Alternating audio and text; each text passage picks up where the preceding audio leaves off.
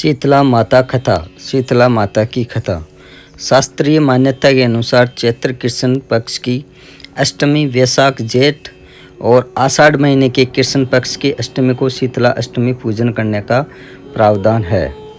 इन चारों महीनों के 4 दिन का व्रत करने से शीतला जनित बीमारियों से छुटकारा मिलता है।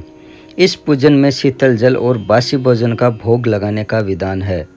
श्रद्धालु शीतला अष्टमी का व्रत रखकर माता की भक्ति करके अपने परिवार की रक्षा करने के लिए माता से प्रार्थना करते हैं।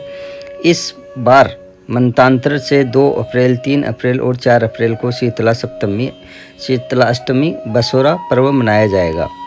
ऐसा माना जाता है कि शीतला माता भगवती दुर्गा का ही रूप है। भारतीय उपासना पद्धति जहाँ मनुष्य को आध्यात्मिक रूप से मजबूत करती है, वहीं शारीरिक और मानसिक रोगों को दूर करने का भी इसका उद्देश्य होता है। कहा जाता है कि गर्मी के दिनों में शरीर में अनेक प्रकार के पित्त विकार भी प्रारंभ हो जाते हैं। ऐसी मान्यता है कि शीतला अष्टमी का व्रत रखने से छोटी माता का प्रकोप नहीं होता।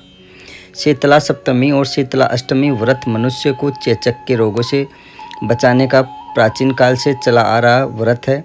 आयुर्वेद की भाषा में चेचक का ही नाम शीतला कहा गया है।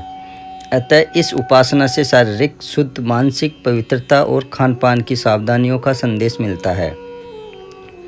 इस व्रत में अष्टमी के दिन कलश स्थापित कर माता का पूजन किया जाता है तथा प्रार्थना की जाती है कि चेचक, गलगोंठू, बड़ी माता, छोटी माता, तीव्रदाह, दुर्गंध युक्त फोड़े, नेत्र रोग और शीतल जनित सभी प्रकार के दोष शीतला माता की आराधना पूजा से दूर हो जाएं।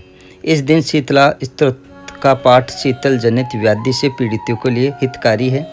स्तोत्र में भी स्पष्ट उल्लेख है कि शीतला दिगंबर है, गर्दभ पर आरूढ़ है, सूप, मार्जनी और नीम पत्तों से अलंकृत है। इस अवसर पर शीतला माँ का पाठ करके निरोग रहने के लिए प्रार्थना की जाती है।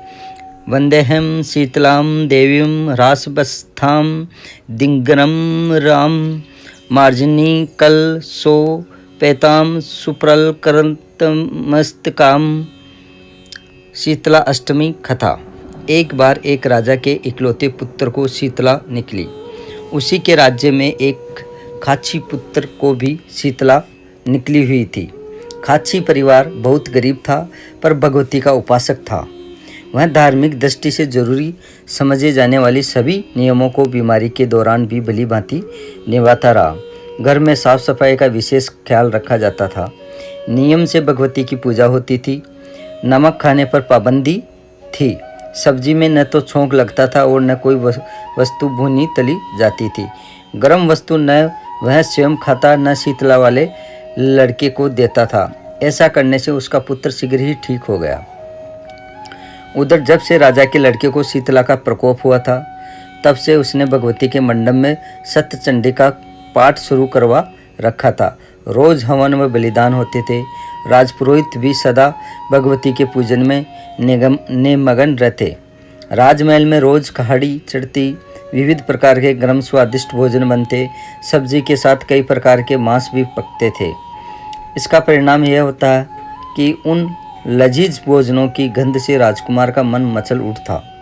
वह भोजन के लिए जिद करता, एक तो राजपुत्र और दूसरे इकलौता। इस कारण उसकी अनुचित जिद भी पूरी कर दी जाती।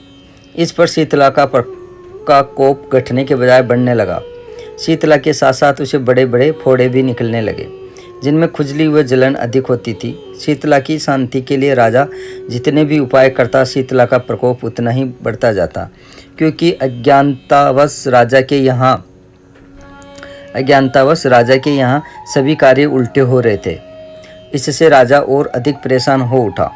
उसकी समझ में नहीं आ रहा था कि इतना सब होने के बाद भी शीतला का प्रकोप शांत क्यों नहीं हो रहा है। एक दिन राजा के गुप्तचरों ने उन्हें बताया कि खाची पुत्र को भी शीतला निकली थी, पर वह बिल्कुल ठीक हो गया। यह जानकर राजा सोच में पड़ गया कि मैं शीतला की इतनी सेवा कर रहा हूँ, पूजा व अनुष्ठान में कोई कमी नहीं, पर मेरा पुत्र अधिक रोगी होता जा रहा है, जबकि खाची पुत्र बिना सेवा पूजा के ही ठीक हो गया। इसी सोच में उसे नींद आ गई। श्वेत वस्त्र धारिणी भगवती ने उसे स्वप्न में दर्शन देकर कहा, हे राजन, मैं तुम्हारी सेवा अर्चना से प्रसन्न हूँ। इसलिए आज भी तुम्हारा पुत्र जीवित है। इसके ठीक न होने का कारण यह है कि तुमने शीतला के समय पालन करने योग्य नियमों का उल्लंघन किया है। तुम्हें ऐसी हालत में नमक का प्रयोग बंद करना चाहिए। नमक से रोगी के फेफड़ों में खुजली होती है। घर की सब्जियों में छोंक नहीं लगाना चाहिए, क्योंकि इसकी गंध से रोगी का मन उन वस्तुओं को खाने के लिए ललचाता है। रोगी का किसी के पास आना जाना मना है, क्योंकि यह रोग औरों को भी होने का भय रहता है। अतः इन नियमों का पालन कर तेरा पुत्र अवश्य ही ठीक हो जाएगा। विधि समझाकर देवी अंतर्ध्यान हो गई। प्रातः से ही राजा ने देवी की आज्ञानुसार सभी कार्यों की व्यवस्था कर दी। इससे राजकुमार की सेहत पर अनुकूल प्रभाव पड़ा और वह शीघ्र ही ठीक हो गया। इसी दिन भगवान श्री कृष्ण और माता देवकी का विधिवत पूजन करके मध्यकाल में सात्विक पदार्थों का भोजन लगाना चाहिए। ऐसा करने से पुण्य ही नहीं मिलता, बल्कि समस्त दुखों का भी निवारण होता है। इस प्रकार शीतला अष्टमी की कथा संपूर्ण होती है।